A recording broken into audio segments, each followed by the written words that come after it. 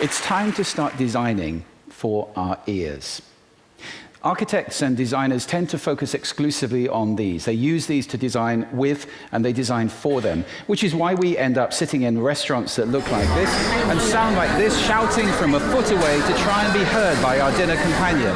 Or why we get on aeroplanes, which cost £200 million, with somebody talking through an old-fashioned telephone handset on a cheap stereo system, making us jump out of our skins. We're designing environments that make us crazy. And it's not just our quality of life which suffers. It's our health, our social behavior, and our productivity as well. How does this work? Well, two ways. First of all, ambience. I have a whole TED talk about this. Sound affects us physiologically, psychologically, cognitively, and behaviorally. All the time, the sound around us is affecting us, even though we're not conscious of it. There's a second way, though, as well. That's interference. Communication requires sending and receiving. And I have another whole TED talk about the importance of conscious listening. But I can send as well as I like, and you can be brilliant conscious listeners. If the space I'm sending in is not effective, that communication can't happen. Spaces tend to include noise and acoustics. A room like this has acoustics. This one, very good acoustics. Many rooms are not so good. Let me give you some examples from a couple of areas which I think we all care about: health and education. When I was visiting my terminally ill father in hospital, I was asking myself, how does anybody get well in a place that sounds like this? Hospital sound is getting worse all the time. Noise levels in hospitals have doubled in the last few years. And it affects not just the patients, but also the people working there. I think we would like for dispensing errors to be zero, wouldn't we? And yet, as noise levels go up, so do the errors in dispensing made by the staff in hospitals. Most of all, though, it affects the patient. And that could be you, it could be me. Sleep is absolutely crucial for recovery. It's when we regenerate, when we rebuild our cells. And with threatening noise like this going on, your body, even if you are able to sleep, your body is telling you, I'm under threat. This is dangerous. And the quality of sleep is degraded, and so is our recovery. There are just huge benefits to come from designing for the ears in our healthcare. This is an area I intend to take on this year. Education. When I see a classroom that looks like this, can you imagine how this sounds? I'm forced to ask myself a question.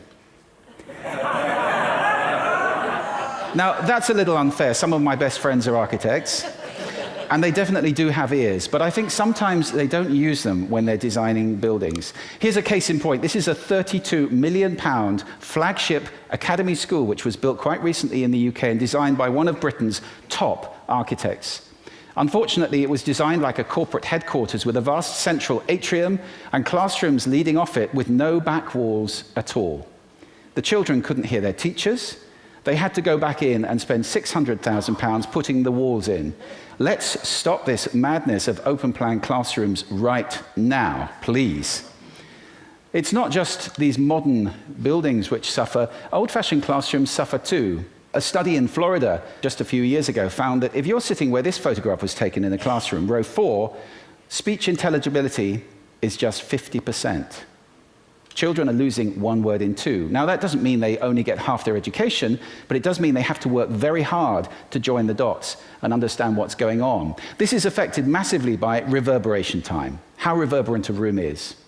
In a classroom with a reverberation time of 1.2 seconds, which is pretty common, this is what it sounds like.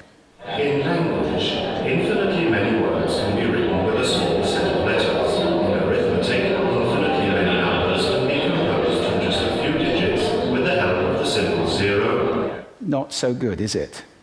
If you take that 1.2 seconds down to 0.4 seconds by installing acoustic treatments, sound-absorbing materials, and so forth, this is what you get.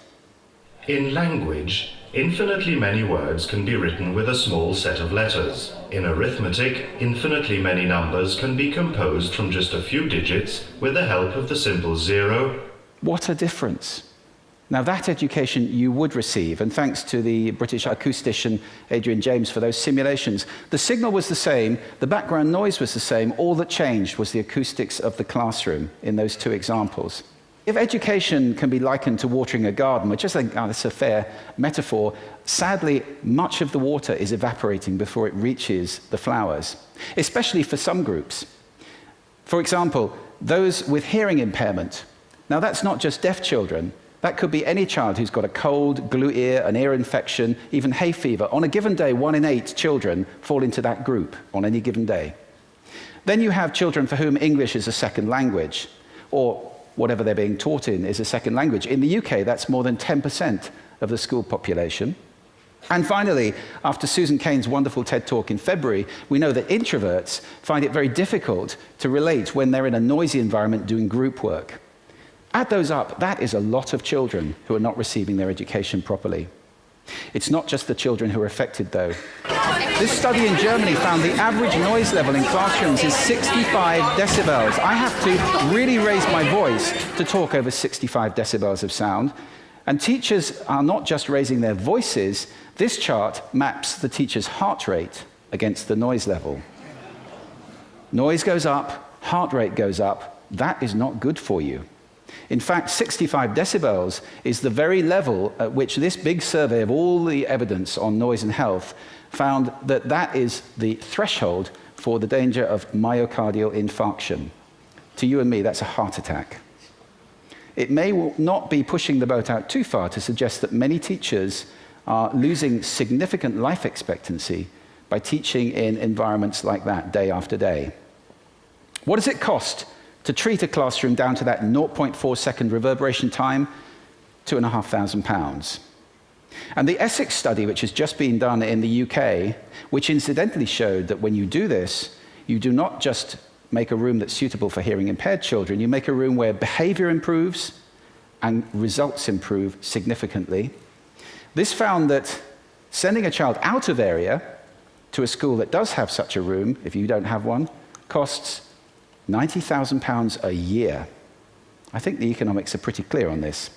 I'm glad that debate is happening on this. I just moderated a major conference in London a few weeks ago called Sound Education, which brought together top acousticians, government people, teachers, and so forth. We're at last starting to debate this issue, and the benefits that are available for designing for the ears in education, unbelievable. Out of that conference, incidentally, also came a free app which is designed to help children study if they're having to work at home, for example, in a noisy kitchen. And that's free out of that conference. Let's broaden the perspective a little bit and look at cities. We have urban planners. Where are the urban sound planners? I don't know of one in the world. And the opportunity is there to transform our experience in our cities. The World Health Organization estimates that 1/4 of Europe's population is having its sleep degraded by noise in cities. We can do better than that. And in our offices, we spend a lot of time at work. Where are the office sound planners? People who say, don't sit that team next to this team because they like noise and they need quiet. Or who say, don't spend all your budget on a huge screen in a conference room and then place one tiny microphone in the middle of a table for 30 people. If you can hear me, you can understand me without seeing me. If you can see me without hearing me, that does not work. So, office sound is a huge area. And incidentally, noise in offices has been shown to make people less helpful, less enjoy their teamwork, and less productive at work. Finally, we have homes. We use interior designers. Where are the interior sound designers? Hey, let's all be interior sound designers. Take on listening to our rooms and designing sound that's effective and appropriate. My friend Richard Mazouk, an architect in London, coined the phrase invisible architecture. I love that phrase. It's about designing not appearance, but experience, so that we have spaces that sound as good as they look, that are fit for purpose, that improve our quality of life, our health and well-being, our social behavior, and our productivity. It's time to start designing for the ears. Thank you.